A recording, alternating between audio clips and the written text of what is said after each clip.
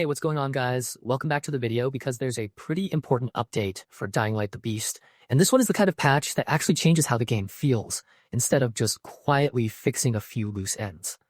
Hotfix 1.6.3 landed on April 23rd, and the biggest headline is something a lot of players have been waiting for. Fast travel is finally in the game. That means once you have a completed safe zone or hub, you can now use the Castor Woods map at eligible locations to move around much more efficiently, which is huge if you've been spending a ton of time running back and forth across the map. Alongside that, Techland added a new survival settings toggle in Restored Land for things like flashlight drain and hunger, and it is turned off by default, so players can choose whether they want that extra layer of pressure or a more relaxed experience. They also added 2 new Restored Land leaderboards, so score comparisons are handled more fairly. And honestly, that fast travel edition is probably the thing most people are going to notice first, because it changes the pace of the whole game. Instead of treating every trip like a full journey, you now have a proper way to move between the places you have already earned and secured, which makes side activities, quest cleanup, and general exploration feel less repetitive.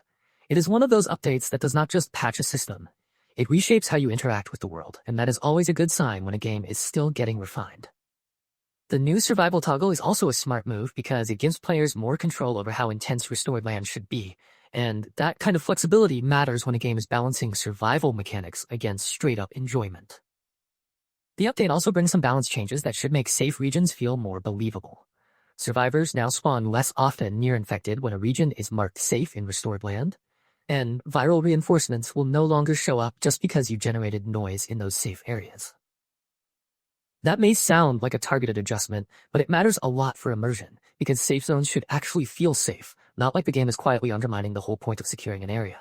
When a patch improves that kind of behavior, it usually means the developers are paying attention to the little frustrations that can wear players down over time. There are also some solid bug fixes here, and a few of them sound like they were definitely causing real headaches. Suicider enemies sometimes failing to explode after being hit twice in a row with certain weapons has been fixed.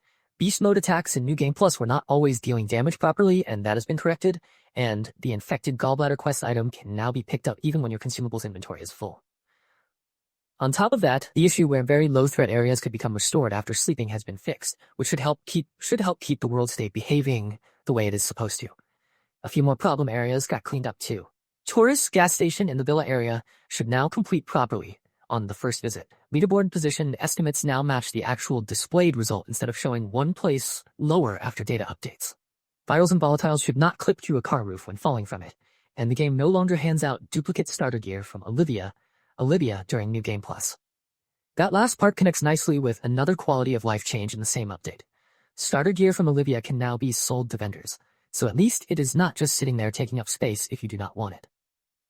That is the kind of economy tweak that quietly makes inventory management feel less annoying, even if it is not the most dramatic feature in the patch.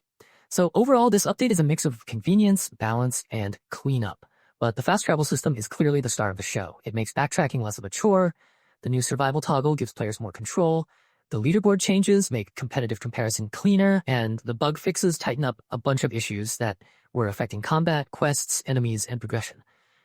If you have been waiting for a patch that makes the whole experience feel smoother without losing what makes the game tense and unpredictable, this one lands in a pretty good place.